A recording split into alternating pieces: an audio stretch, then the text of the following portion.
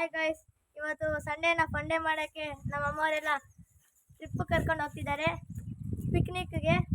ಎಲ್ಲ ಫುಲ್ ಎಂಜಾಯ್ಮೆಂಟಲ್ಲಿದ್ದಾರೆ ಹುಡುಗರೆಲ್ಲ. ಈಗ ಇಲ್ಲೊಬ್ರೆಲ್ಲ ಹೋಗೋಕ್ಕೆಲ್ಲ ಎಂಜಾಯ್ಮೆಂಟಲ್ಲಿದ್ದೀವಿ. ಬೇಗ ಹೋಗ್ಬೇಕೆ. ಎಲ್ಲ ಇನ್ನೂ ರೆಡಿ ಆಗ್ತಿದ್ದಾರೆ, ಎಷ್ಟೊತ್ತಾಗುತ್ತೋ.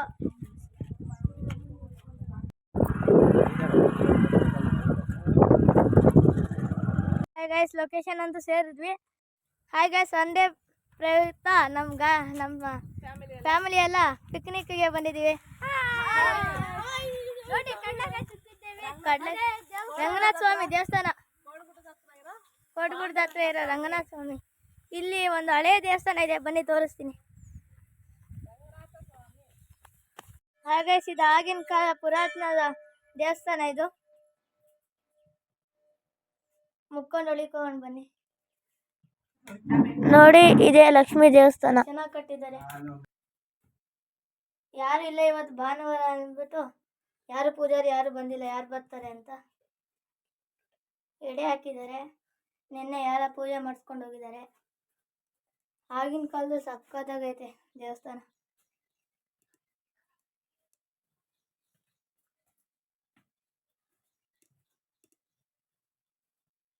ಬನ್ನಿ ಇನ್ನೊಂದು ನೋಡೋಣ.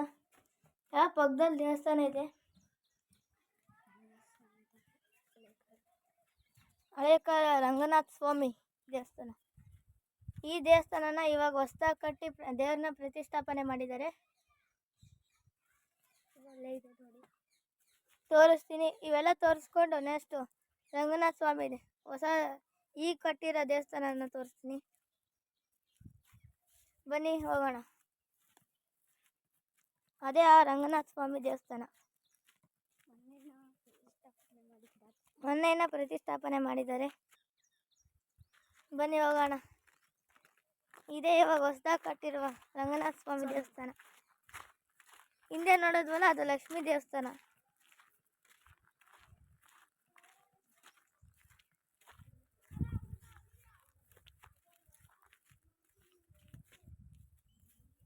ಇದೇ ಹೊಸದಾಗಿ ಕಟ್ಟಿದ್ದಾರೆ, ಸಕ್ಕತ್ತಾಗಿ ಕಟ್ಟಿದ್ದಾರೆ. ಎಲ್ಲ ಹುಡುಗರೆಲ್ಲ ಎಂಜಾಯ್ಮೆಂಟಲ್ಲಿ ಫುಲ್ಲು. ಭಾನುವಾರ ಅಂತ ಎಲ್ಲ ಫುಲ್ಲು ಹ್ಯಾಪಿಯಲ್ಲಿದ್ದಾರೆ. ದೇವಸ್ಥಾನಕ್ಕೆಲ್ಲ ಸುಟ್ಟಾಗ್ತಿದ್ದಾರೆ.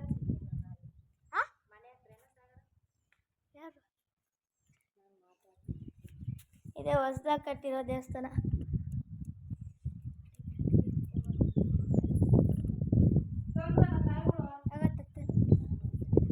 ಎಲ್ಲ ಪೂಜೆ ರೆಡಿ ಮಾಡ್ತಿದ್ದಾರೆ. ಭಾನುವಾರ ಅಂದ್ಬಿಟ್ಟು ದೇವಸ್ಥಾನ ಮುಚ್ಚಿಬಿಟ್ಟಿದ್ದಾರೆ. ನಾವು ಶನಿವಾರ ಬಂದಿದ್ರೆ ನಮಗೆ ದರ್ಶನ ಸಿಗ್ತಿತ್ತು. ಇಲ್ಲಿ ಶನಿವಾರ ಮಾತ್ರ ಪೂಜೆ ಆಗುತ್ತೆ.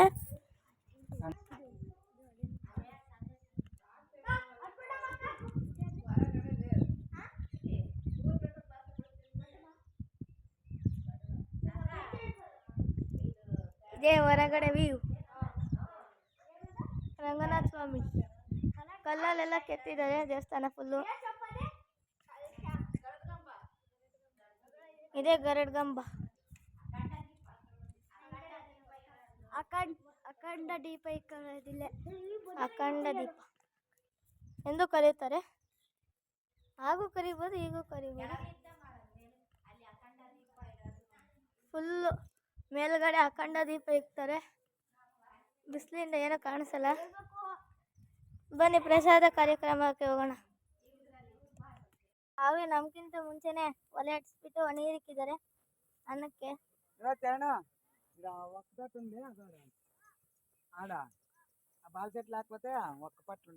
ನಮ್ಮ ಸ್ನೇಹಿತರೆಲ್ಲ ಬಾಳೆಹಣ್ಣು ಮರ್ಬಿಟ್ಟು ಬಂದ್ಬಿಟ್ಟಿದ್ದಾರೆ. ಹೋಗಿ ಕಿತ್ಕೊಂಬರಕ್ಕೆ ಅಂತ ಹೇಳ್ತಿದ್ರು ನಮ್ಮಪ್ಪ. ಅಕ್ಕಿ ಹಾಕ್ತಾರೆ.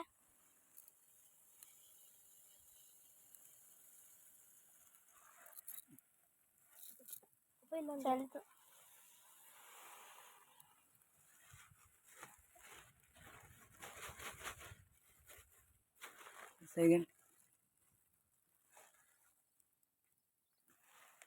ಪಪ್ಪು ಹಾಕ್ತಿದ್ದಾರೆ. 4 ಜನ ತಿರುಗಿಸ್ತವ್ರೆ.